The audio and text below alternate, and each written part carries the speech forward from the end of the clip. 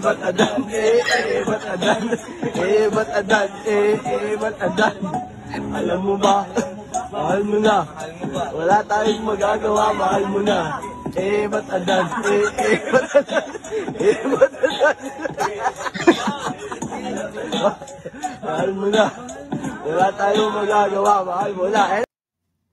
Okay, so iwan natin, balikan natin uli ang ating talakayan. Ay my God. Nakakaloka yun eh. Nagkalito-lito eh. Simulan ba naman niya kasi una, mali na 250 yung kanyang sinukli. Tapos,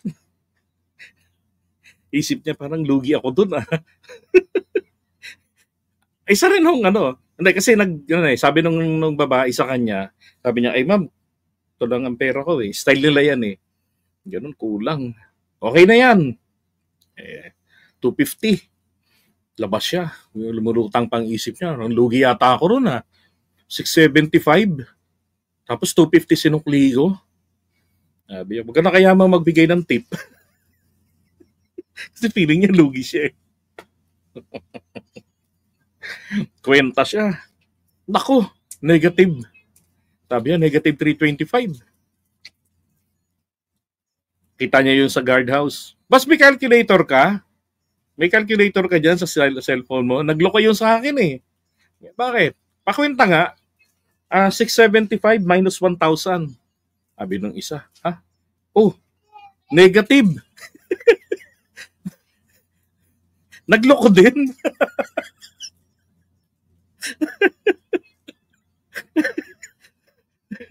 Gagabi ko pa ito pinagtatawanan eh. Ay, ako.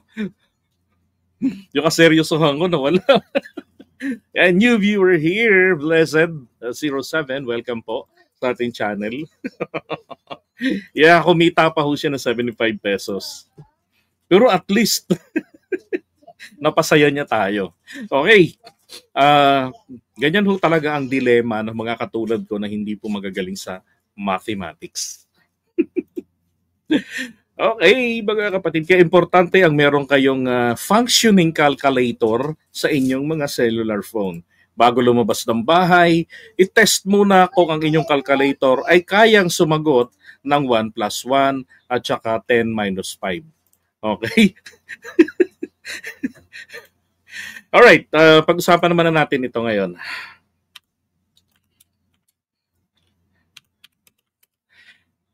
Alright, so good morning ulit sa inyo mga kapatid. GDB uli. Ito ho, may contempt, di ba? Ang nakakatawa kasi dito sa contempt na to, akala nila nakabawi na sila, kumbaga sa away bata eh, di bali na at least nakakutos naman, di ba? Ganun. Eh, ang problema, hindi po nakakulong yung tao. Kasi bakit naman sobrang nilang pinipilit na i-contempt yung tao? Eh, yan eh, ambassador natin yan sa transnational crime. Ang naging papel niya, kakarating lang niya kasi, no? Meron siyang pinanggalingan, Geneva Convention, kakarating lang niya. Tapos, syempre siguro, zero. So nag-volunteer siyang sumama kay Duterte sa The Hague. Ngayon, ang inaano nila sa kanya ay alam ba niya na etong si Duterte ay dinala ba sa korte o hindi. Sabi niya hindi niya alam. Sabi niya maghapon kang nandoon. 'Di ba? Sa hindi niya alam eh. Kung dinala o hindi. Paano kasi, ang daming tao ron, ang daming pulis doon. Oh, anak ng putya. At saka, dinalaman si Duterte o hindi, pwede mo namang itanong yan sa iba. Ang mas competent person na sumagot dyan ay si General Torre. At nakuha naman na nila yung sagot doon na hindi dinala si Duterte sa so-called competent authority. Diba? Na binabanggit kasi yan doon sa Rome Statute Article 59. Eh kaso, Hindi na kasi tayo member. O ito yung paliwanag ni Boying Rimulya. But it is the law. Correct. Ay, nako. Very clear man ito, sir. Extradition lang ang Yun lang pinakuan. naman, at, Bakit tayo pinilit na surrender? Hindi man lang naghintay for a request. Di ba? So, pabitin lang muna. Gagamitin natin ng video na yun sa susunod natin. Okay? Now, balikan natin yung mga documents. Ito. So, na-cite in contempt na yung tao, si Marcos Lacanilaw. So, asa nila, okay na. Di ba? Pagkatapos na i-cite in contempt eh. Samantalang sabi pa nga ni Bato de la Rosa, si Amy nagsabi, pinagbawalan kami na mag-contempt. Walang hiya. Talagang ibinuking pa si Chis Escudero na pinagbawalan sila o pinagsabihan sila na wag mag-cite in contempt. Ito yung inilabas ito ni Amy. Yan, na pirmado niya. Bakit niya kailangang ilabas ito na hindi pa napipirmahan ni Chis Escudero? Isa ito sa mga napuna sa kanya ni Chis Escudero. Yan. Committee on Foreign Relations, clarification of the involvement, blah, blah, blah. Yan ang pagkaka-aresto ni Duterte. Itong order na to. So, ano ang laman ng isipan rito ni Amy? Bakit inilabas niya ito pagkatapos na hindi pirmahan agad-agad ni Chis Escudero? Diba? So, pinipressure niya kasi si Chis. Diba? Bratinela rin to eh. Spoiled brat. Lumaking bulok. Naglabas pa siya ng statement.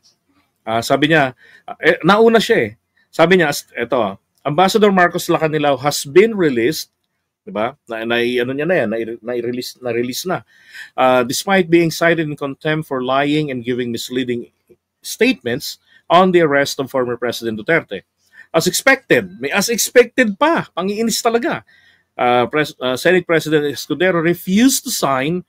Hindi naman ni-refuse ni Escudero yan, sabi niya. To sign the contempt order, just like he refused to sign the subpoenas. This time, hindi naman niya rin refuse yung mga subpoena, kaya nga nagdatingan eh. Di ba? This time, he went even further. He ordered Lacanilaw's release in spite of the ambassador's blatant and repeated lies before the Senate Committee on Foreign Relations. Grabe, no? Pagkatapos ng lahat ng effort niyang ito, sasabihin lang ni Hanilet sa kanya, paek-ek mo lang yan eh. Kasi ano ho yung isinisigaw to ng mga DDS?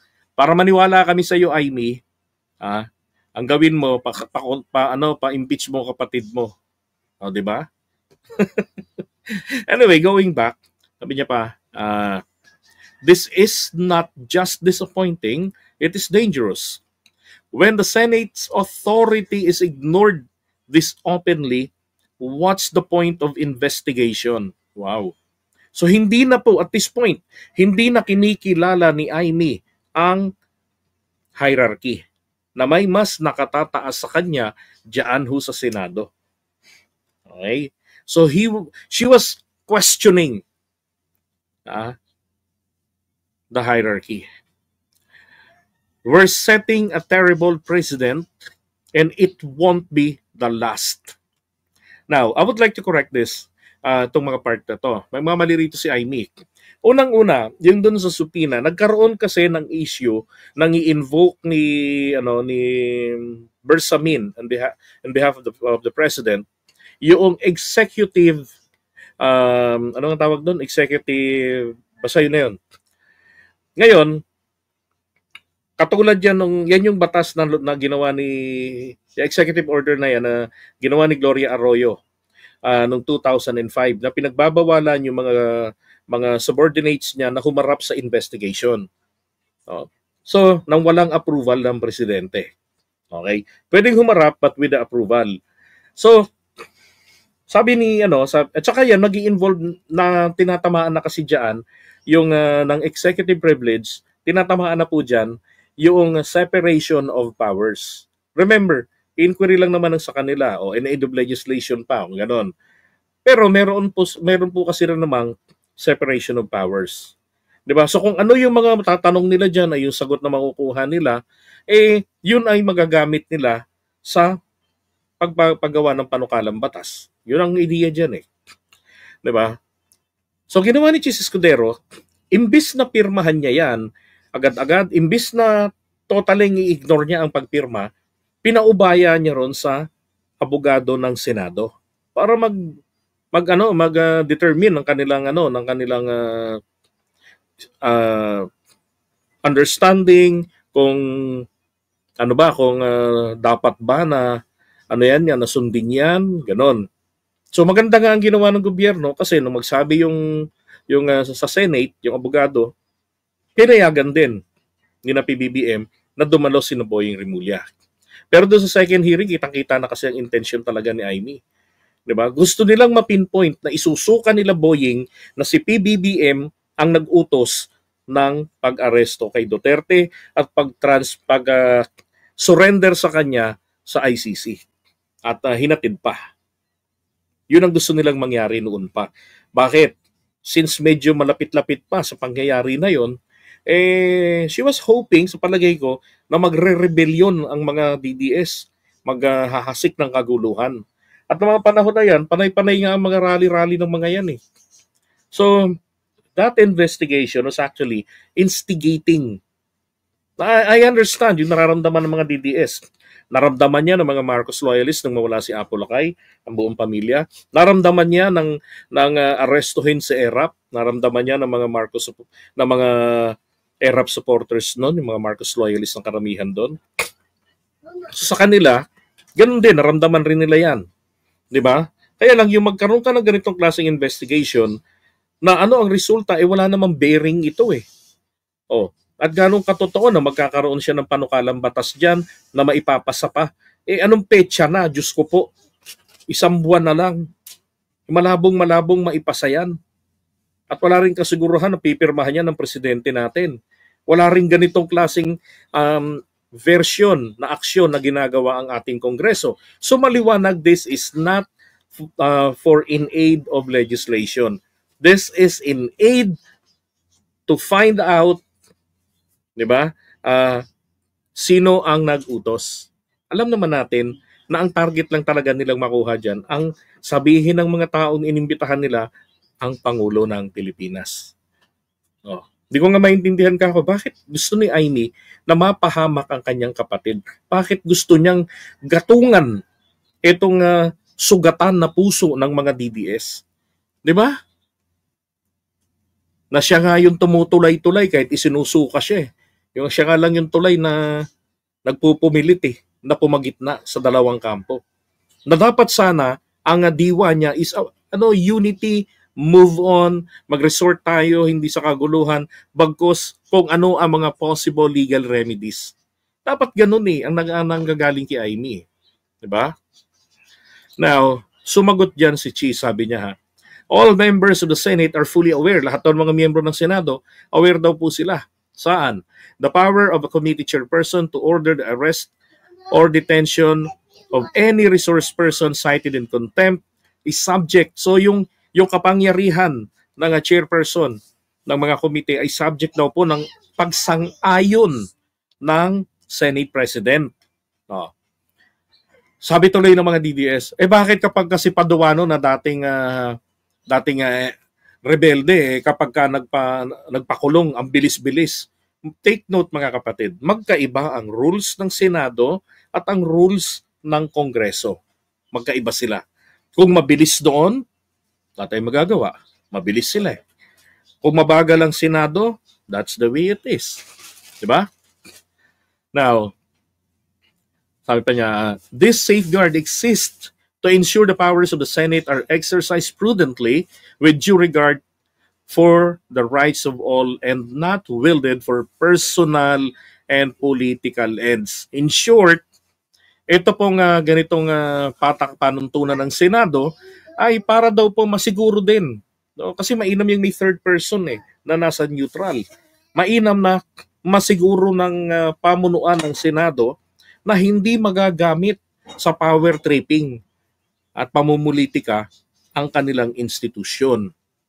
Now, for reasons unknown, Senator Amy Marcos appears to have disregarded this long-standing rule or conveniently forgotten it that the approval of the Senate President is not matic. Okay? Kay Ivy kasi iniisip niya matik na. And then, ay, umusog pala. Ay, teka. Oh. Now, it's not automatic or ministerial simply because she desires it. So, ibig sabihin, gustong mangyari, gustong palitawin ni Amy rito, na hindi naman ganun ka-importante o ganun kabigat ang bearing ng bearing ng Senate President. Kasi ministerial lang 'yan. Dapat kapag na cite in contempt na ng chairman, sama na rin ang approval doon, automatic na. 'Di ba? Kung merong mga ganong instances which I noticed during the time of etong nakaraang sinundan ni Chis Escudero, si pangalan ito, basta yun na yun, yung niyakap-yakap ni Bato yung asawa. Di ba mabilis noon, pagka-contempt, ganon. Kaya nga pwedeng i-reverse, di ba? Merong 7 days para mag-reverse sila yung mga members, at yun ang ginawa nila Robin Padilla noon para dito in favor of Kibuloy, kung naalala niyo yon. Pero meron pala silang ganong patakaran na binabaliwala. So yun ang binabanggit ni Chis, na meron tayong patakaran. Anong gagawin natin, di ba? Sabi nga Duralex sed lex. The law may be harsh, but it is still the law. Yung patakaran nila dyan sa Senado, batas din na maituturing yan para po sa kanila. Now, for the record, I did not refuse to sign the contempt order of Marcos Lacanilao. Senator Marcos released her statement and flaunted to the media her signed arrest and detention order even before I could see, much less receive a copy of it. Diba? Ito yung nilabas niya Intensyon kasi talaga ni Amy rito na pressurein si Chis Escudero. Now, you have no choice. Kasi, this is actually threatening. Itong action ni Amy, this is actually she was actually threatening, pinagbabantaan niya o winawarningan niya ang liderato. Na kung titignan nyo lang kung paano ba naging Senate President si Chis Escudero. Diba? Naging Senate President ito dahil lamang po sa awayan nila sa Senado. Dahil doon sa pilay na binti dahil aksidente si Bong Revilla. Ayaw payagan nitong dating Senate President na mag-zoom na lang si Bong Revilla. Gusto niya warm bodies talaga. Tapos nanalo siya, slim margin lang talaga. Parang isang boto lang ang diferensya. Kaya nakakatakot na gumalaw dahil anytime pwede kang masibak bilang Senate President. At ito ang ginagawa ngayon ni Amy sa kanya. Sa paglalabas nito, yun ang nakikita kong maliwanag dyan. Pinipressure niya, ini-impluensyahan niya ang desisyon ni Chis Escudero. Kumbaga si Chis, ang ulo, ang buntot ay si Amy, ang gusto niyang mangyari, ang buntot ang susundan ng ulo. Yan ay gawain po ng mga spoiled brat. Now, sabi niya rito, hindi naman daw niya na-refuse yun na pirmahan yung dokumento. Now, Ambassador Lacanila was ordered detained without the requisite approval and due process. No less than the Chief Justice. Sabi niya, si Chief Justice Gismundo ay succinctly, ibig sabihin, tawag dito, merong paglilinaw, matinding paglilinaw, sabi niya. Sa kanyang concurring opinion sa case ng Ong, ito yung balat sibuyas na sinasabi. Now, that witnesses accused by Congress of giving false or evasive testimony must be accorded stricter due process requirements, none of which was apparently accorded to Ambassador Lacanilao before he was ordered detained. Bakit? Ano-ano po yun? Una, kinakailangan dyan, dadalhin pa yan sa medical, may test pa yan. Diba? At yun dapat nakuha na nila Amy yung pirma yung approval ng Senate President. Kasi kailangang pag-aralan yan. Kinakailangan nilang mag-brainstorming dyan ng Senate President kung may tanong ang Senate President. Ba't kailangan i-cite in contempt ito? Ano nga naging problema? Siya ba talaga yung tao na kailangan na matanong doon? Baka meron pang ibang mga tao na po pwedeng makuhaan ng accurate na sagot na inyong hinahanap. And this is one thing that I noticed, mga kapatid, dito sa hearing na yan. Wala po. Yeah, that's Zubiri. Thank you so much, Zubiri. Yun, yung sinundan ni Cheese. Ang napansin ko po dito sa hearing na yan, paano nasasabi nila na nagsisinungaling sila Kanilaw, na hindi niya, nagsabihin nila Kanilaw na hindi niya alam na hindi dinala si Duterte sa competent authority. Diba? Wala siyang nilay down na pruweba niya. Dapat sasabihin niya, sabihin nila, mali ka, nagsisinungaling ka. Kasi ayon sa aming datos, si Duterte hindi dinala doon kasi ganito nangyari. Oh, Nick, sagutin mo, di ba? Hindi dinala. Wala pong cross-reference, kumbaga. Basta't nakita lang nila ng, na sabi tuloy ni Bato, Ambassador, I find your testimony, diba? You were lying. Mr. Chairman, I move to cite Ambassador Lacanilaw in contempt. Oh, sabi naman ni Aimee, hearing no objection, I have to approve it. Diba? I'm just paraphrasing. Ano ho yung kulang doon? May illegal pa nga dyan eh. May illegal dyan. Tingnan nyo ha. Diba si Bato de la Rosa yung nag-cite in contempt? Oh. It was a motion. Diba? Tapos, wala pong nag-second. Dapat may magsi-second dyan eh. Kasi I moved to cite in contempt Ambassador Lacanilaw. Dapat po merong magsasabi. Meron. It was a motion citing, hindi lang niya po sinabi na I move to cite in contempt. Parang binanggit niya nga yun eh. I move to cite in contempt. Meron nga doon. Ang wala po yung I second the motion. Seconding the motion is very important. Ang ibig sabihin po ng seconding the motion, yung pinapangalawahan ko po, ibig sabihin, meron kayong kasama sa hanay ninyo na interesadong pag-usapan. Oh, pag wala pong nag-second, sasabihin dapat ng chairman, ng presiding officer, meron bang interesado sa pinag-uusapan sa kanyang motion? Is there someone who would like to second the motion? Pagka wala, then sasabihin na agad, since there is no one interested or no one seconding the motion, diba? The motion is defeated. Ganun agad is not in order. Dapat ganun. Hindi ho, inaprubahan agad ni Aimee. Hearing none, the motion is diba? Siya ho ang nagmamadali. Si Aimee ang nagmamadali. Hindi po sila Torre. Inabot ng 12 oras nagmamadali. My God! Sige nga, paanong ligaw-ligaw pa yung sinasabi ko? Correct me po. Diba? Yeah, dapat sasabihin niya ngayon, it's been duly seconded. By ganito. Diba? Wala eh. Hindi ko nakita, hindi ko narinig yun eh. Nakatutok din ako. Ay, nako.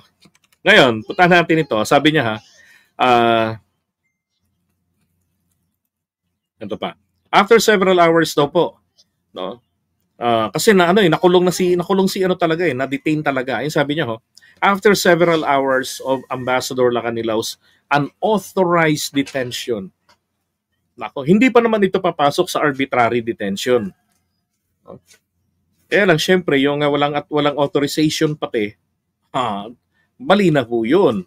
Diba? I directed his release, both as a matter of regularity and out of humanitarian consideration, as his grandfather, yung lolo pala niya, namatay ng araw na yun.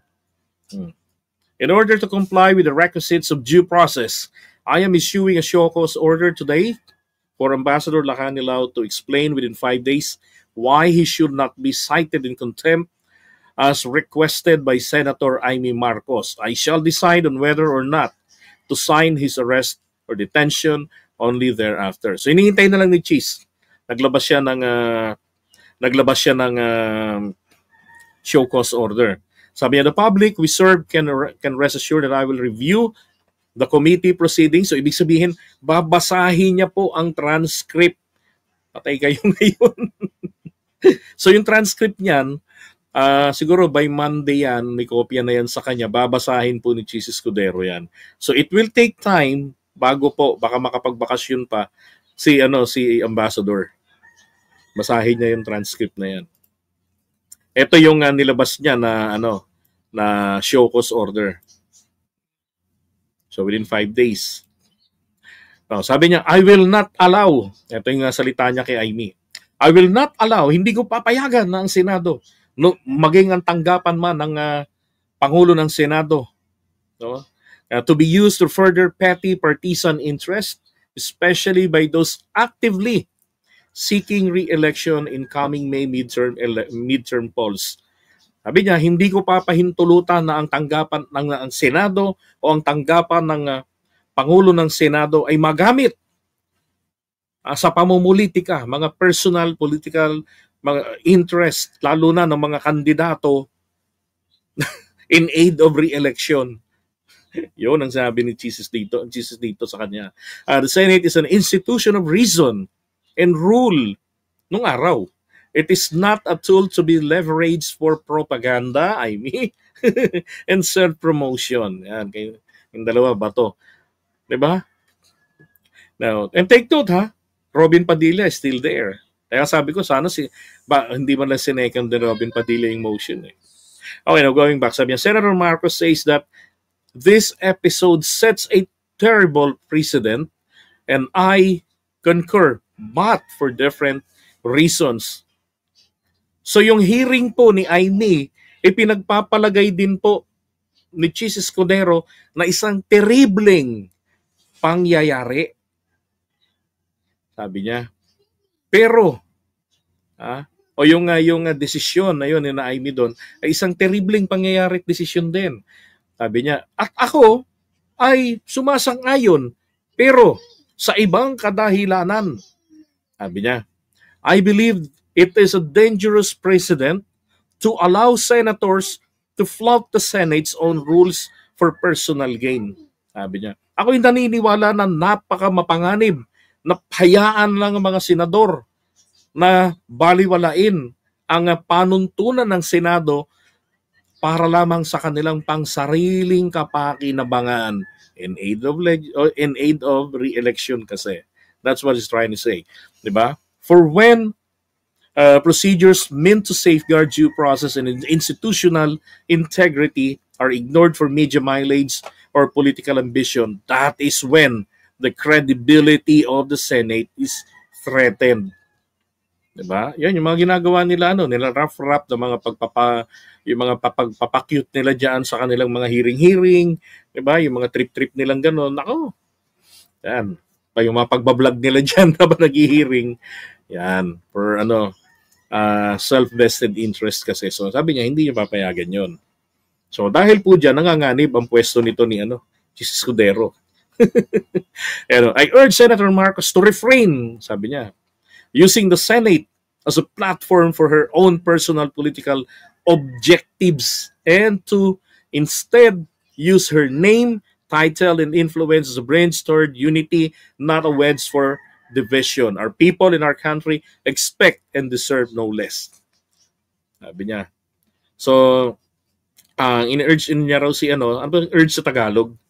Parang hinihimok si Amy na lubay-lubayan yung panggagamit sa Senado para sa kanyang pangsariling political na mga layunin. Yan. Bagkos gamitin niya yung kanyang pangalan, Marcos siya. 'Di ba? Marcos siya, hindi siya Lacson na bitter. Yung kanyang impluwensya dahil maraming mga loyalistang mga sarado ang isipan basta apelidong Marcos, sambahin. Yung ganun. 'Di ba? May mga DDS na naiinis sa kanya, baka mapaniwala niya pa na hindi siya nagmamangga. Sapagkat dapat ang dalhin niya roon ay pagkakaisa, hindi yung pagkakawatak-watak at kanya-kanya. Diba? Kasi hindi daw po deserve yun ng sambayanang Pilipino. And by that, I totally agree with Mr. Kilay.